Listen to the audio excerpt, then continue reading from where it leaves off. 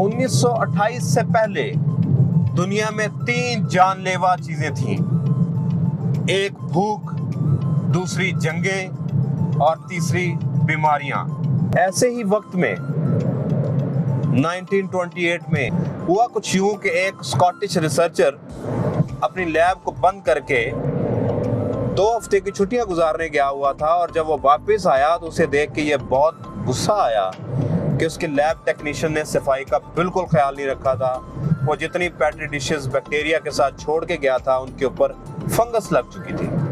उसके जहन में ख्याल आया, उसने वो पेट्री डिश जिसके ऊपर फंगस लगी हुई थी वो उठाई और माइक्रोस्कोप के नीचे रख दी। एग्जामिन करने पे उसको पता चला कि जहाँ जहाँ वो फंगस लगी है उसके तमाम एरियाज में बैक्टीरियाज मर चुके हैं। एक लम्हे के लिए उसको यकीन ना आया, उसने दोबारा देखा, बाकी पेट्री डिशेस पे भी यही सूरत हाल थी। जहाँ जहाँ फंगस लग चुकी थी वहाँ इर्द गिर्द बैक्टीरिया मर चुके थे, और वो बहुत खुश हुआ। और उसे एज अ साइंटिस्ट ये आइडिया हो चुका था, उसने 20वीं सदी की सबसे बड़ी दरियाफ्त कर ली थी। ये थे डॉक्टर अलेक्जेंडर फ्लेमिंग, और उन्होंने इस फंगस को पेनिसिलिन का नाम दिया, जो कि दुनिया की पहली एंटीबायोटिक थी।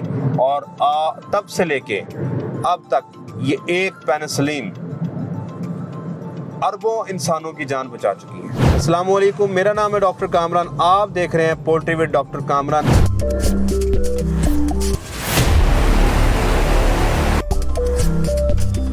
आज के एपिसोड में हम इन्हीं एंटीबायोटिक्स के बारे में पढ़ेंगे जो पोल्ट्री में रेगुलर यूज़ होती हैं, और हम पढ़ेंगे कि किस बीमारी में कौन सी एंटीबायोटिक आप दे सकते हैं, किन 2 या 3 एंटीबायोटिक्स को आप इकट्ठा कर सकते हैं, किस एंटीबायोटिक को आप अकेले चलाएंगे।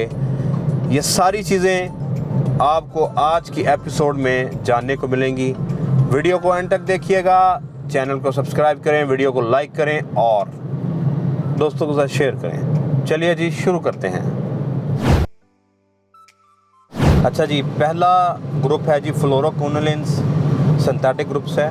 इसमें सबसे बड़ी जो एंटीबायोटिक वो सिप्रोफ्लॉक्सासिन है। सिप्रोफ्लॉक्सासिन का वेटरनरी या पोल्ट्री में जो यूजेज है वो एज अ एनरोफ्लॉक्सासिन, उसका डेरिवेटिव, और नॉरफ्लॉक्सासिन है। सब कट लगती है, आईएम लगा सकते हैं, पानी में दे सकते हैं। आप इकोलाई के लिए साल्मोनेला यानी फॉल टाइफाइड है, या फाउल कॉलरा है, यानी कि अगर लोअर रेस्पिरेटरी ट्रैक इन्फेक्शन है, या जो जॉइंट है वो स्वेल हो रहे हैं, लंगड़ापन आ रहा है, उस केस में भी आप एनरो दे सकते हैं। नॉरफ्लॉक्सासिन के साथ आप टाइलोसिन ऐड कर सकते हैं, टिलमाइकोसिन ऐड कर सकते हैं, डॉक्सी ऐड कर सकते हैं, और कोशिश करें इसको सल्फा ड्रग्स के साथ ना ऐड करें। ऐड किया जाता है, बेहतर है कि आप इसको ऐड ना करें। डोजेज इसकी 10 मिलीग्राम पर केजी बॉडी वेट है।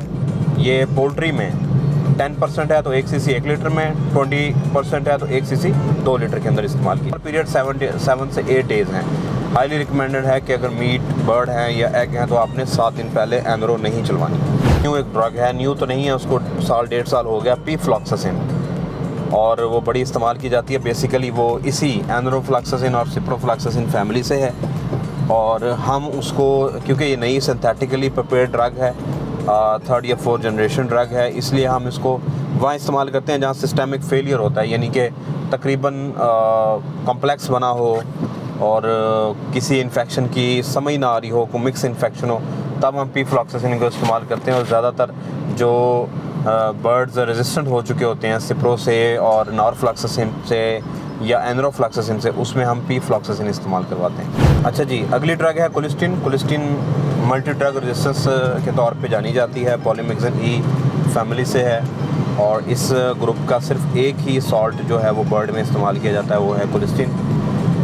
Very effective against E coli, Pasteurella यानी कि लोअर रेस्पिरेटरी ट्रैक इन्फेक्शन के लिए, किसी हद तक साल्मोनेला के लिए, या निमोनिया जो पैदा करते हैं उस स्पीशीज़ के लिए ये जो है ना इफ़ेक्टिव मानी जाती है। और ये 2 फॉर्म्स के अंदर अवेलेबल होती है, colistin sodium, colistin sulphate. Poultry के अंदर ये कोलिस्टिन सल्फेट के तौर पे इस्तेमाल की जाती है। विड्रॉल टाइम इसका बहुत थोड़ा है, ये 1 दिन के अंदर बॉडी से या एग से ये इसके रेजिड्यूल जो है ना वो निकल जाते हैं। ठीक है, इस ड्रग इंटरेक्शन में हम इसको क्लोरोफेनिकॉल के साथ, एम्प्रामाइसिन वगैरह के साथ इस्तेमाल नहीं कर सकते। यहाँ पे पाकिस्तान में भी वाइडली इसको फ्लोरफेनिकॉल के साथ कम्बिनेशन में इस्तेमाल किया जाता है, जो कि गलत है। इसको फ्लोरफेनिकॉल के साथ आप इस्तेमाल नहीं कर सकते। इसका जो कम्बिनेशन है वो एनरो के साथ बनाएं, नॉरफ्लॉक्सासिन के साथ बनाएं, आप टाइलोसिन टिलमाइकोसिन के साथ बनाएं, आप इसका सल्फर ड्रग्स के साथ बना सकते हैं। फ्लोरफेनिकॉल के साथ इसका कम्बिनेशन नहीं है।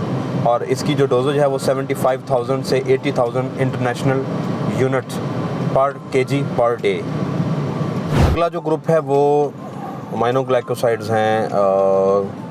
इसमें जो ड्रग्स के बारे में आप जानते हैं वो न्यूमाइसिन, जेंटामाइसिन है। ज़्यादातर ये ग्राम नेगेटिव बैक्टीरिया के ख़िलाफ़ काम करते हैं, एरोबिक बैक्टीरिया के ख़िलाफ़ काम करते हैं।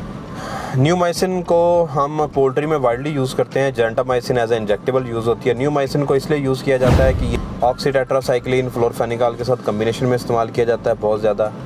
ये गट में पोरली अब्जॉर्ब होती है, इसलिए इसका कोई ज़्यादा यानी कि किडनीज़ के ऊपर, लिवर के ऊपर इफ़ेक्ट नहीं होता।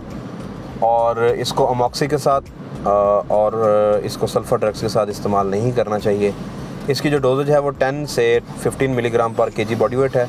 और हम इसको यूज़ किस पर्पज़ के लिए कर सकते हैं वो है, अगर आपकी गट में इन्फेक्शन बहुत ज़्यादा है, यानी इंट्राइटिस है, नेक्रोटिक इंट्राइटिस है, उसके लिए, साल्मोनेला के लिए, पास्टोरेला यानी कि थोड़ा बहुत रिस्पायरेटरी इश्यूज़ के लिए भी ये काम करती है।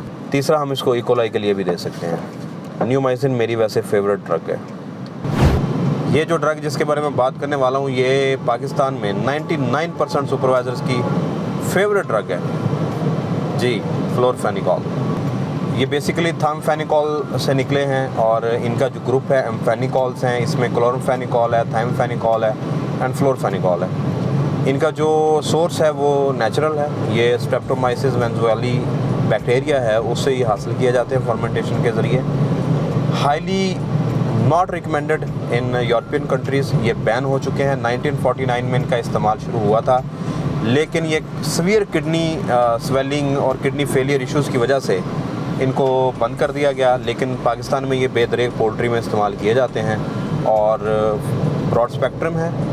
Gram negative gram positive bacteria दोनों के खिलाफ काम करता है। मेनली ड्रग ऑफ चॉइस है साल्मोनेला के लिए, लेकिन हम इसको इकोलाई के लिए, क्लोस्ट्रीडियम के लिए और रिस्पायरेटरी ट्रैक्ट इन्फेक्शंस के लिए भी इसको इस्तेमाल कर सकते हैं। इसका जो बेस्ट कम्बिनेशन है वो कोलिस्टीन के साथ बनाया जाता है, वो मैं पहले बता चुका हूँ, वो गलत है। दूसरा, हम इसको न्यूमाइसिन के साथ इस्तेमाल करते हैं, वो भी प्रैक्टिस गलत है, but it is approved by FDA। जिसके साथ आप नहीं चला सकते, आप इसको अमॉक्सी के साथ, आप इसको सल्फर ड्रग्स के साथ, आप इसको सप्लीमेंट्स के साथ नहीं दे सकते।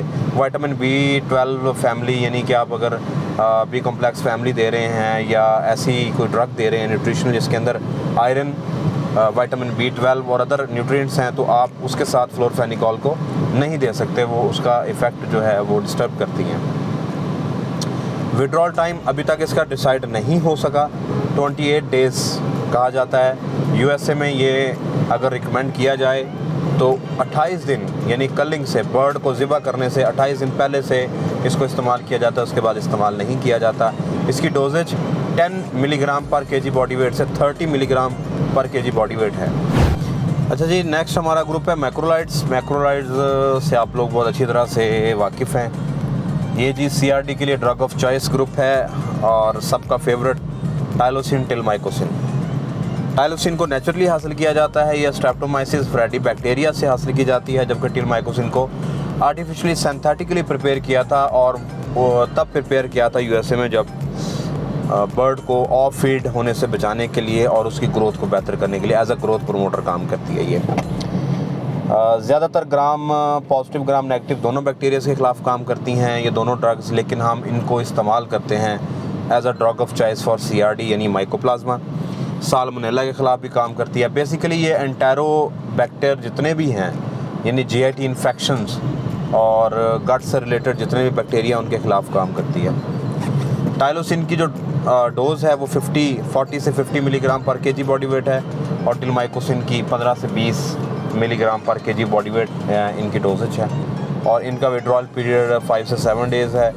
और जो मोस्ट इम्पॉर्टेंट चीज़ ये है कि टाइलोसिन को पोल्ट्री में और टिलमाइकोसिन को कॉम्बिनेशन के साथ इस्तेमाल किया जाता है, जो कि ज़्यादातर उसको कोलिस्टीन के साथ और डॉक्सी के साथ या एनरो के साथ या नॉरफ्लॉक्सासिन के साथ कॉम्बिनेशन में इस्तेमाल किया जाता है। जिन चीज़ों के साथ हम इसको इस्तेमाल नहीं कर सकते वो फ्लोरफेनिकॉल हैं और सल्फा ड्रग्स हैं। सल्फा में ट्राइमेथोप्रिम, और कोशिश करेंगे इसको सल्फा ड्रग्स के साथ ऐड ना करें जी। अगला हमारा ग्रुप है टेट्रासाइक्लिन ग्रुप। जी हाँ, डॉक्सीसाइक्लिन एंड ऑक्सीटेट्रासाइक्लिन दोनों जो हैं ब्रॉड स्पेक्ट्रम हैं और पोल्ट्री में दोनों ही इस्तेमाल की जाती हैं। ऑक्सी भी इस्तेमाल की जाती है, कम्बिनेशन में डॉक्सी भी इस्तेमाल की जाती है। डॉक्सी को ज़्यादातर और ऑक्सीटेट्रा दोनों को ज़्यादातर इस्तेमाल किया जाता है अपर रिस्पायरेटरी ट्रैक इन्फेक्शन के लिए। तो ये अपर रिस्पायरेटरी के लिए भी इस्तेमाल की जा सकती है, इसको CRD में भी इस्तेमाल कर सकते हैं, और ये साथ साथ इकोलाई और साल्मोनेला के ख़िलाफ़ भी काम करती है। बेसिकली ब्रॉड स्पेक्ट्रम एंटीबायोटिक्स हैं, ये ऑलमोस्ट सारी चीज़ों के ख़िलाफ़ काम कर रही होती हैं, लेकिन इसमें एफिकेसी का फ़र्क होता है कि किस बैक्टीरिया के खिलाफ ज़्यादा इस्तेमाल होता है। देखिए ड्रग जो डॉक्सी की डोजेज है वो 25 मिलीग्राम पर kg बॉडी वेट है। पोल्ट्री के अंदर विड्रॉल पीरियड 5 से 7 डेज़ है। हम इसको कम्बिनेशन में इस्तेमाल कर सकते हैं टाइलोसिन के साथ, एरिथ्रोमाइसिन के साथ और सल्फा ड्रग्स के साथ हम इसका कम्बिनेशन बना सकते हैं। अच्छा जी, अब हमारी जो डिस्कशन है वो है सल्फोनामाइड्स यानी सल्फा ड्रग्स के बारे में। सल्फोनामाइड में सल्फा मेथॉक्साजोल और सल्फा डायाजीन और ट्राइमेथोप्रिम शामिल है। Trimethoprim basically is a synthetic derivative जो इनकी एक्टिविटी को इन्हांस करने के लिए इस्तेमाल किया जाता है। ज़्यादातर ग्राम नेगेटिव बैक्टीरिया के खिलाफ काम करते हैं, लेकिन ये कॉक्सी के खिलाफ बहुत अच्छा काम करते हैं, कॉक्सी की जितनी स्पीशी। इसलिए इम्प्रोलियम या टॉल्ट्राज़ोल के साथ हम इसको कम्बिनेशन में भी इस्तेमाल करते हैं। और इनका withdrawal period up to 10 days है, और ज़्यादातर ये इस्तेमाल पोल्ट्री में इसलिए नहीं की जाती क्योंकि ये किडनीज़ को फेलियर की तरफ ले जाती है, किडनी बहुत ज़्यादा स्वेल हो जाते हैं। और इसकी ड्रग ऑफ चॉइस बेसिकली ये इकोलाई के ख़िलाफ़, फाउल टाइफाइड के ख़िलाफ़, फाउल कॉलरा के ख़िलाफ़ इस्तेमाल की जा सकती हैं। इसलिए हम इसको ज़्यादातर एनरो नॉरफ्लॉक्सासिन के साथ कम्बिनेशन में देते हैं, टाइलोसिन वगैरह के साथ कम्बिनेशन में देते हैं, या कॉक्सी के केस में इम्प्रोलियम और टॉल्ट्राज़ोल के साथ कम्बिनेशन में भी इस्तेमाल की जाती है। इसका विड्रॉल पीरियड 10 दिन है, ये 10 दिन लगा देती है बॉडी से निकलने में। और इनकी डोजेज ज़्यादातर सल्फ़ा ड्रग्स कम्बिनेशन में आती हैं, लिहाजा इनकी डोजेज 100 मिलीग्राम से 150 मिलीग्राम पर kg body weight per day के हिसाब से इस्तेमाल की जाती है। अपने बर्ड का वज़न बढ़ाना चाहते हैं और चाहते हैं कि उसकी गट हेल्थ बेहतर रहे, तो फिर आपको इस ड्रग के बारे में लाजमी जानना चाहिए। ये ड्रग है जी लिंकोसामाइड फैमिली से, और मैं बात कर रहा हूँ लिंकोमाइसिन की। लिंकोमाइसिन बड़ी सेफ़ ड्रग है, ज़्यादातर दूसरी ड्रग्स के साथ पंगा नहीं लेती। ये सिर्फ टाइलोसिन टिलमाइकोसिन ग्रुप के साथ आप इसको इस्तेमाल नहीं कर सकते, बाकी ज़्यादातर सारी चीज़ों के अंदर इसको ऐड किया जा सकता है। ब्रॉड स्पेक्ट्रम है और बेसिकली नेक्रोटिक एंट्राइटिस के लिए ड्रग ऑफ चॉइस है। इसका जो अपर रिस्पायरेटरी और लोअर रिस्पायरेटरी ट्रैक पे इफ़ेक्ट बहुत कम है। ज़्यादातर ये यानी कि GIT इन्फेक्शंस के लिए इस्तेमाल की जाता है। लिंकोमाइसिन का विड्रॉल पीरियड 5 से 7 डेज़ है, ज़्यादा गुर्दों पे इफ़ेक्ट नहीं करती। और इसका जो बेहतर यूजेज वो आप इसको इस्तेमाल कर सकते हैं एज अ पाउडर यानी फीड ग्रेड। आप फीड के अंदर इसका इस्तेमाल जारी रखें तो आपके बर्ड की ग्रोथ बेहतर होगी। अगर पानी में देंगे तो इसकी जो डोजेज है वो 50 से 150 मिलीग्राम पर kg बॉडी वेट है, और अगर आप फीड में देंगे तो 4.4% जो लिंको इस्तेमाल की जाती है वो 100 से 150 ग्राम्स पर डे और पर बोरी इस्तेमाल की जाती है। अब हम बात करेंगे हमारी एंटीकॉक्सीडियल ड्रग्स की। कॉक्सी के अंदर कौन कौन सी दवाइयाँ काम करती हैं, कॉक्सी के बारे में हम जानना चाह रहे हैं तो मैं ऊपर डिस्क्रिप्शन में लिंक दे रहा हूँ, आप उस पर क्लिक करके कॉक्सी के बारे में तमाम चीज़ें पढ़ सकते हैं। तो पहली ड्रग उसमें बात करेंगे इम्प्रोलियम सिंथेटिक ड्रग है। इम्प्रोलियम की डोजेज साइंटिफिकली अगर आप उसको देखें तो 125 पार्ट्स पर मिलियन है, लेकिन आपने अपने प्रोडक्ट के हिसाब से उसको आपने यूज़ करना है, यानी कि अगर 10% है तो एक में इस्तेमाल करेंगे, अगर वो 50% है तो आपने उसको 1, 3 या 4 में इस्तेमाल करना है। और ये कॉक्सी के ख़िलाफ़ बड़ा इफ़ेक्टिवली काम करती है। इम्प्रोलियम का withdrawal period up to 10 days है, और ये बड़ी कंपैटिबल है तमाम ड्रग्स के साथ, और आप इसको किसी भी मेडिसिन के साथ डाल सकते हैं। और ज़्यादातर हम इसको सल्फ़ा ड्रग्स के साथ इस्तेमाल करते हैं, किसी भी वाइटामिन के साथ, किसी भी इलेक्ट्रोलाइट के साथ आप इसको डाल सकते हैं। बड़ी ही बीबी ड्रग आप समझ लें कि बड़ी बीबी ड्रग है और ज़्यादा तंग नहीं करती।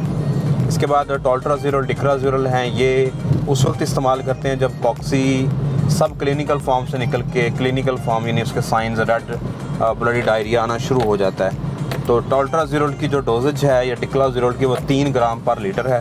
और कोई भी कॉक्सी की मेडिसिन है उसको आप 3 दिन रेगुलर इस्तेमाल करने के बाद एक दिन ब्रेक देंगे, फिर एक दिन, फिर एक दिन छोड़ के फिर एक दिन, टोटल 5 डेज़ का ये कोर्स होगा। तो आप ये इस्तेमाल कर लें। तो दोस्तों ये एक छोटी सी वीडियो में ये तमाम डाटा बड़ी जल्दी इकट्ठा करने की कोशिश की है कि किस बीमारी में आप कौन सी एंटीबायोटिक इस्तेमाल कर सकते हैं और क्यों इस्तेमाल कर सकते हैं। इसके बाद नेक्स्ट एक वीडियो मैं बनाऊंगा न्यूट्रिशनल सप्लीमेंट्स के ऊपर कि अगर आप मेंथोल इस्तेमाल करते हैं तो क्यों करते हैं, ब्रोमोहेक्सिन क्यों करते हैं, अगर आप लिवर टॉनिक दे रहे हैं तो क्यों दे रहे हैं। ये सारी चीज़ों के ऊपर एक वीडियो आएगी। इस वीडियो के बारे में आप मुझे कमेंट सेक्शन में लाजमी बताइएगा। कोई और आपके ज़हन में ड्रग हो, कोई एंटीबायोटिक मेरे से रह गई हो, उसके बारे में आप मुझसे क्वेश्चन पूछ सकते हैं। आप मुझे कमेंट करें, कमेंट्स के अंदर आप पूछ सकते हैं। अगर मेरे से कोई ड्रग रह गई हो, कोई एंटीबायोटिक मेरे से रह गई हो, आप उसके बारे में सवाल कर सकते हैं। वीडियो को शेयर ज़्यादा से ज़्यादा कीजिएगा ताकि ज़्यादा से ज़्यादा दोस्तों का भला हो। और चैनल को सब्सक्राइब करें और बेल आइकन को लाजमी प्रेस कीजिएगा। अगली वीडियो तक के लिए अल्लाह हाफिज़।